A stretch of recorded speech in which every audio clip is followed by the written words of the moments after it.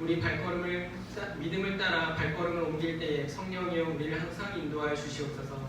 감사드리며 예수님의 이름으로 기도합니다. 아멘. 날이 이번 주에 갑자기 엄청 더워졌어요. 그래서 이번 주에 이제 주영쌤이랑 형준쌤이랑 주중에 거의가 아니죠. 매일 모여서 이제 성경을 읽었어요. 그래서 저희가 이번 주에 신약 1독을 했습니다. 저희 엄청 불평불만하면서 읽었는데 농담이고요. 네, 뭐 많게는 하루에 막 69장 막 이렇게 막 서로를 막 격려하면서 막 제 입에서 끊임없이 할 수 있다 신주의 보면서 주님 이게 노동입니까 신앙입니까 이러면서 이제 읽었는데 교사들을 익혔다 함은 무엇일까요? 여러분의 때가 왔다는 것만 일단 기도하시면서 준비하시면 될 것 같습니다. 네, 어쨌든 감사하게도 5일 동안 저희가 포기하지 않고 다 읽었어요. 그렇다고요? 네. 또 이번 주에 사모랑 이제 노원역에 이렇게 가고 있었는데 어떤 여자친구들 무리들이 이렇게 노원역에서 내려오고 있었고 저희는 올라가고 있었어요. 그때 한 친구가 많이 보면은 한 작은 민주셔 중2 또래 좀 적게 보면은 초등학생 5학년 6학년 그 중에 한 친구가 이렇게 얘기를 하는 거예요. 아 기분 더러워 이러는 거예요. 계단을 내려오다가 그래서 근데 그걸 얘기를 너무 크게 해서 둘 다 이렇게 봤어요. 아 기분 더러워. 근데 그 뒤에 말이 더 저에게 충격적이었어요. 교회 가는 길 같아 이렇게 얘기하는 거예요. 좀 그렇죠? 네. 그 순간 전도사였던 저는 우리 애들은 아닌지 빨리 스캔을 했습니다. 다행히 아니었습니다. 하지만 이제 사모랑 노원역 올라가면서 우리 애들도 교회 올 때 기분이 더럽지 않을까 그 고민을 했어요. 물론 그 친구가 좀 표현을 거칠게 했죠. 뭐 기분이 더럽다. 근데 얼마나 교회 가는 게 싫으면 그 친구들 사이에서 기분이 더럽다라고 얘기까지 할까. 그래서 다시 우리 친구들을 좀 생각하게 됐어요. 우리 아이들 중에서도 이 4층까지 올라오면서 기분이 더러운 친구는 없을까. 혹은 뭐 기분이 더럽다까지는 아니겠지만 그래도 좋은 기분과 좋은 마음으로 오지 않는 친구들도 있을 것이다. 이런 생각이 좀 들었습니다. 참 이제 전도사로서는 참 마음 아픈 일이었고 좀 속상한 일이었죠. 그래도 그 친구가 어떤 마음으로 그렇게 얘기하는지는 뭐 다 알 수는 없지만 그래도 어느 정도는 이해가 갔어요. 뭐 부모님의 어떤 강요에 의해서 교회 가는 일 혹은 교회 갔지만 교회 갔을 때 자기와 불편한 사람이 있을 때 그렇게 표현할 수 있겠죠. 교회 가는 길이 결코 좋지 않고 불쾌할 수 있을 것 같아요. 혹시 여러분들 중에서도 교회 가는 길이 기분 나쁘고 불쾌하신 분이 주님 있을 수도 있어요. 네, 저도 근데 생각해보니까 중고등학생 때 교회 가는 길이 별로 그렇게 행복한 날도 있고 행복하지 않은 날도 있었던 것 같아요. 네. 근데 그 기간 가운데 감사하게도 그런 불평과 불만 가운데서도 하나님이 저를 포기하시지 않았던 것을 분명히 기억합니다. 저도 아마 마음속으로는 그 친구처럼 우리 교회 가기 정말 싫다. 말씀 듣기도 귀찮고 얻어가는 것도 없을 것 같아서 가기 싫다. 시간이 아깝다. 이런 생각하는 날에도 저희 하나님은 저희 어머니의 손길을 통하여서 그 매섭고 빠른 손길을 통하여서 아마 교회에 강제적으로 보내셨을 거예요. 근데 그 와중에 정말 감사하게도 하나님께서 저 같은 죄인을 불러주셨다는 것이죠. 오늘 말씀이 마치 그런 얘기를 합니다. 우리가 소망으로 구원을 얻었음에 보이는 소망이 아니니 보는 것을 누가 바라리요. 우리가 지난주에 읽었던 본문 중에 하나입니다. 우리의 삶은 하나님께서 그리스도 안에서 우리를 선택받은 자녀로 불러주셨는데 그 삶이 지난주에 어떻다고 했어요? 고난 가운데 있을 수 있다라고 얘기를 했어요. 그 고난이 외부적인 고난일 수도 있고 내면적인 고난일 수도 있어요. 죄와 싸움하는 고난일 수도 있다고 얘기했어요. 근데 그럼에도 우리가 항상 우리 삶이 기쁨과 격려, 위로 중에 있을 수 있는 이유는 그 고난을 넘어서는 그 뒤에 것, 그 하나님이 예비하신 고난은 비교할 수 없는 큰 영광이 있다는 것이에요. 그래서 우리에게 있는 이 작은 믿음은, 우리의 영의 생각은 계속해서 그 고난을 바라보는 것에 초점을 맞춘 것이 아니라 그 영광을 바라보게끔 해요. 그래서 지금 당장은 힘들고 기분이 더러울 수 있어요. 하지만 하나님이 우리를 인도하신 그 마지막 길에는 우리가 상상할 수도 영광이 우리에게 있다는 것입니다. 그래서 바울은 우리에게 계속 소망하라라고 얘기를 해요. 믿음을 따라서 소망하세요. 믿음을 따라서 소망의 길을 바라보십시오. 그 구원을 눈에 보이지 않지만 믿음의 눈을 통해서 바라보길 지금 소망하고 있는 것이죠. 25절, 만일 우리가 보지 못하는 것을 바라면 참음으로 기다릴지니. 이게 두 번째예요. 우리 삶에 다가오는 고난을 우리가 어떻게 마주해야 할까요? 제가 요즘 한 심리학자, 캐나다의 유명한 심리학자의 강의를 많이 듣고 있어요. 그 사람이 지금 세대에 대해서 굉장히 감정을 쉽게 표현하고 자신의 의견과 마주치는, 이렇게 부딪히는 의견이 있으면 격분하는 세대라고 얘기를 합니다. 근데 사실 그것에 격분해서 자신의 삶이 결코 나아지지 않다는 것을 또한 아는 세대라는 거예요. 우리가 이 마주한 사회와 현실에 끊임없이 부딪히고 반동해도 정작 자신의 삶이 항상 감정과 격한 것으로 채워져 있을 뿐 현실은 나아지지 않는데. 그래서 이 사람은 이렇게 얘기합니다. 어떤 한 학생이 이렇게 질문해요. 그럼 우리의 삶을 나아지게 하는 것은 무엇입니까? 이렇게 물어볼 때 그 사람이 이렇게 얘기합니다. 인내입니다. 견딤입니다. 약간 전 그 강의를 들으면서 기독교와 비슷한 그 냄새를 맡았어요. 그 사람은 기독교 신자도 아니고 심지어 과거에 교회를 다니다가 나오지 않는 사람입니다. 근데 그 사람이 이렇게 얘기를 하는 거예요. 당신의 삶이 어렵습니까? 그럼 당신은 견뎌야 합니다. 그것이 1년이 되든 10년이 되든 그것과 견디면서 한 걸음 한 걸음 내딜 때에 10년 뒤에 당신의 삶은 분명히 지금과 다를 것입니다. 하지만 요즘 세대는 인내라는 것을 쉽게 내어주고 자신의 감정에 따라 살기 시작합니다. 그러면서 사회에서 분쟁과 싸움이 시작됩니다. 물론 그 사람은 심리학자이고 이 사회를 많이 바라보며 연구한 사람입니다. 근데 기독교에서도 비슷하게 얘기하는 것 같아요. 우리가 고난을 어떻게 해야 합니까? 고난에 대해서 견디라고 얘기합니다. 참음으로 기다릴지니라. 이 참음은 그저 우리가 가만히 있고 멀쩡히 그냥 가만히 있는 상태를 얘기하는 것이 아니에요. 고난과 어려운 와중에서 미래의 것을 소망하면서 지금의 자리를 유지하는 것이죠. 그것을 감내하려고 내 스스로 감내하는 것이죠. 비단 이것이 우리에게만 있는 일입니까? 아닙니다. 구약의 성도들에게도 있던 일입니다. 애굽의 백성들은 하나님의 구원하심을 기다리며 울부짖었습니다. 사사기의 이스라엘 백성들은 이방인으로부터의 공격 가운데서도 참으면서 기도했습니다. 나오미라는 여성은 자신의 삶을 하나님이 무너뜨렸다라고 얘기하면서 슬픈 애가를 보면서 참았습니다. 견뎌냈습니다. 그뿐입니다. 하나님의 아들이신 예수님은 우리의 구원에 대한 소망을 바라보시면서 십자가의 형벌을 견디셨습니다. 만약 예수님이 혁명가로 오셨다라고 주장하는 그 사람들처럼 예수님이 칼을 들고 로마에 대해서 반대하고 싸웠더라면 그저 예수님의 사회 속에서 그냥 죽어지는 체게바르처럼 한 명의 혁명가였을 뿐입니다. 하지만 예수님은 결코 그러시지 않았습니다. 예수님은 우리의 죄를 소망하시면서 우리의 속량을 소망하시면서 자신의 죽으심을 친히 견디셨습니다. 예수님뿐입니까? 초대교회의 사도들은 자신에게 찾아오는 핍박에 순응하며 그저 견뎠습니다. 그 자리에서 견뎠습니다. 하물며 세상 사람들도 미래에 나아진 자신을 위해서 오늘을 견디라고 얘기를 하는데 기독교인은 어찌해야 하겠습니까? 그러나 오늘 본문은 우리에게 그저 세상처럼 너희가 견디면 돼, 견디면 돼라고 얘기하지 않습니다. 오늘 우리는 이렇게 질문할 수 있습니다. 그럼 우리가 도대체 왜 견뎌야 합니까? 미래 후에 나아질 나를 위해서 견뎌야 합니까? 세상의 유명한 심리학자가 얘기하듯이 1년 뒤에 변할 나, 10년 뒤에 변할 나를 위해 견뎌야 합니까?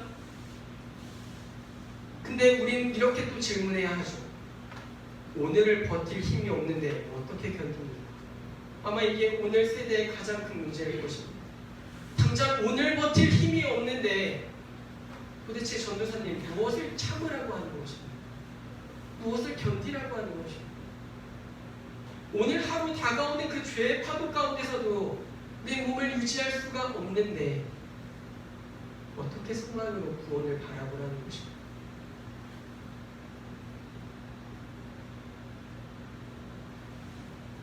그래서 성경은 우리를 그냥 너희는 견디면 된다, 견뎌라 라고 얘기를 하진 않습니다. 그냥 우리를 바다 한가운데 던져놓고 파도가 치면 사람의 몸이 뒤로 밀리듯이 그냥 견디면 돼, 그 자리에 있으면 돼 라고 그냥 우리를 바닷 가운데 하나님은 던져놓으시지 않습니다.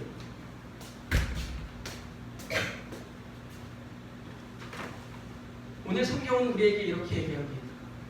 삶의 고난과 어려움 가운데 있습니까? 당신은 참아야 합니다.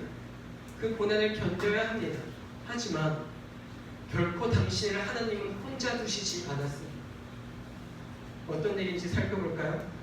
26절에 이와 같이 성령도 우리의 연약함을 도우시나니, 하나님은 충분히 우리의 연약함을 아십니다. 어떤 연약함을 아십니까? 오늘 하루도 죄를 이길 수 없고 죄를 넘어설 수 없다는 것을 아십니다.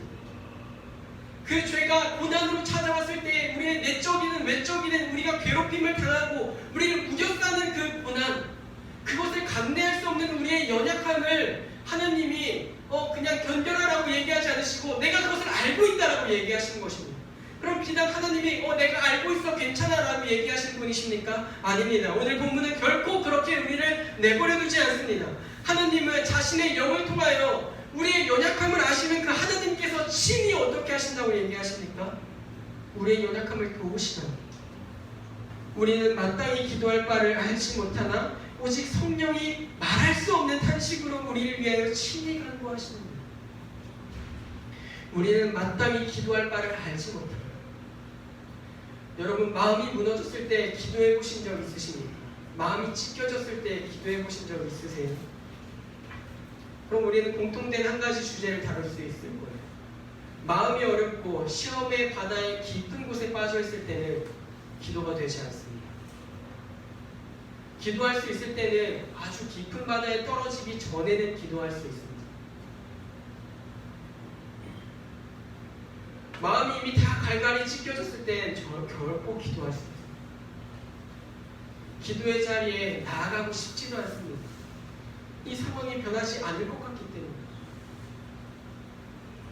그래서 우리는 항상 죄 가운데서, 연약함 가운데서, 사방에서 우겨싸는 그 죄와 핍박들이 우리를 우겨쌀 때 우리는 그것을 버티고 버티다가, 마치 이 죄의 벽을 버티고 버티다가 더 이상 버틸 수 없어서 몸이 찌부러져 가고 있을 때 그 연약함을 하나님이 알고 계시다는 거죠. 하나님이 알고 계신 것에서 멈춰 계신 것이 아니라 그냥 내가 널 알고 있어, 내가 널 보고 있어서 멈춘 것이 아니라 그 우리가 찌부러지는 그 공간에 성령님이 우리를 안으시고 하나님의 뜻대로 기도하시기 시작한다는 것입니다. 여러분이 기도하지 못할 때가 있습니다. 혹은 기도하고 싶지 않을 때가 있습니다. 근데 그때 하나님은 자신이 택한 백성들을 그냥 버려두지 않습니다. 너가 기도를 하지 않아? 그럼 나도 너 버릴 거야. 너가 기도를 하지 않아? 내가 너의 기도를 듣지 않을 거야. 이렇게 얘기하시는 것이 우리 하나님이 아니라, 우리는 알 수 없지만 하나님의 영이신 그 성령께서 말할 수 없는 탄식으로 우리를 안으시고 하나님께 기도하고 계십니다. 우리의 입술로 도저히 고백이 되지 않고 우리의 삶으로 도저히 나아갈 수 없는 그때에 우리를 사랑하시는 하나님은 자신의 영으로 우리를 감싸 안으시고 밀려오는 죄의 벽 가운데서 우리가 찌부되지 않게끔 끌어안으시고 버텨주시고 계십니다. 여러분이 어떻게 기도도 하지 않고 말씀도 읽지 않는데 교회에 나와서 은혜의 자리 가운데 나올 수 있게 되었습니까? 여러분의 발걸음 때문입니다. 여러분이 걸을 수 없다라고 생각할 때에 살아계신 성령께서 여러분을 안으시고 이 자리에 나오게끔 하십니다. 그것이 하나님이 얘기하시는 택한 자녀들에게 주시는 끝까지 인도하시는 성령님의 은혜입니다. 여러분은 여러분의 생각대로 나왔다라고 고백하고 싶겠지만 결코 그렇지 않습니다. 우리가 마음이 찢어지고 괴로울 때에 성령님은 오늘 분명히 이렇게 얘기하고 계십니다. 내가 너를 말할 수 없는 탄식으로 기도하고 있다. 그럼 도대체 말할 수 없는 탄식은 무엇입니까? 우리가 도대체 어떨 때 말할 수 없는 탄식을 내뱉습니까? 욥기서에 보면 욥의 친구들이 욥이 무너진 것을 보고 피부병을 기왓장돌로 긁는 것을 보고 자신의 옷을 찢고 주저앉아 기도합니다. 마음이 너무 상해서 이제 기도가 나오지 않습니다. 성령님이 우리의 연약함 때문에 우리가 스스로 위축되어 있고 넘어질 때에 그 우리의 하나님의 자녀로서 살고 싶은데 도저히 되지 않는 우리의 삶의 안타까움을 하나님이 아시고 우리 가운데서 말할 수 없는 소리조차 나오지 않는 애타함으로 애처로움을 기도하고 계신 것입니다. 누구 앞에서 말입니다. 전능하신 하나님 앞에서 우리 영을 붙잡으시고 성령께서 기도하고 계시다는 것입니다. 그분은 하나님의 뜻대로 기도하십니다. 그래서 바울은 27절과 28절에 이렇게 얘기합니다. 마음을 살피시는 이가 성령의 생각을 아시나니 이는 성령이 하나님의 뜻대로 성도를 위하여 간구하심이니라. 마음을 살피시는 이는 여기서 하나님 아버지를 얘기합니다. 이 두 분은 서로 사역하시는, 하나님이 성령의 생각을 하시고 성령께서 하나님의 뜻이 무엇인지를 압니다. 그래서 성령은 우리를 위하여 기도할 때 이 한 자녀가 하나님의 뜻대로 살아가게끔 탄식하시며 기도하십니다. 우리가 넘어졌을 때도 탄식하시며 기도하십니다. 우리가 무너지고 마음이 상처받은 것을 보시고 철저히 눈물을 흘리시며 우리를 위해 하나님이 친히 기도하십니다. 이 기도를 우리가 무엇에 비교할 수 있겠습니까? 고작 인간인 저 따위가 기도하는 것에 비교할 수 있겠습니까? 고작 인간이, 사람인 여러분의 부모님이 기도하는 것에 비교할 수 있겠습니까? 고작 우리 교사들이 기도하는 것에 비할 수 있겠습니까? 살아계신 성령은 오늘 여전히 여러분의 영을 하나님의 뜻대로 말할 수 없는 탄식으로 기도하고 계십니다. 그럼 하나님의 뜻은 무엇인가? 하나님의 뜻대로 기도하신다는 것은 무엇입니까? 28절 우리가 알거니와 하나님의 사랑하는 자 곧 그의 뜻대로 부르심을 입은 자들에게는 모든 것이 합력하여 선을 이룬다.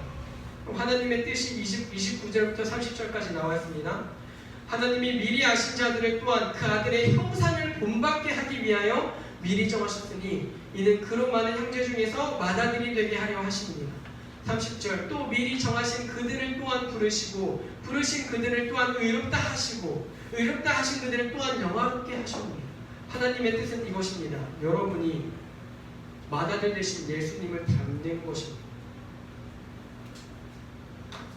그럼 이제 우리의 삶의 영광이 무엇인지, 지난주에 다뤘던 그 영광이 무엇인지를 다시 다뤄야 합니다.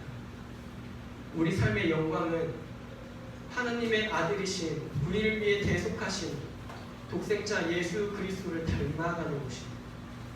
그것을 볼 때 세상은 하나님의 영광을 보게 되는 것입니다. 제가 지난주에 얘기했어요. 여러분이 공부를 열심히 하든 돈을 많이 벌든 그러셔도 상관없습니다. 그것을 나쁜 것이라고 얘기하고 싶지 않습니다. 지난주에 핸드폰에 대해서 예를 들면서 얘기했죠. 핸드폰을 어떻게 사용하느냐가 중요한 것이지 핸드폰 자체가 악이 아닌 것처럼. 여러분 공부를 열심히 하시기 바랍니다. 지난주에 민수가 막 앙금 공부하면서 저도 모르게 앙금 막 공부하면서 어렵다고 하는데 공부 열심히 하셔야 됩니다. 하지만 진실로 그리스도인의 목표이자 영광은 하나님의 아들이신 예수 그리스도를 닮아가는 것입니다. 여러분의 삶의 방향을 다시 바꾸시기를 소망합니다.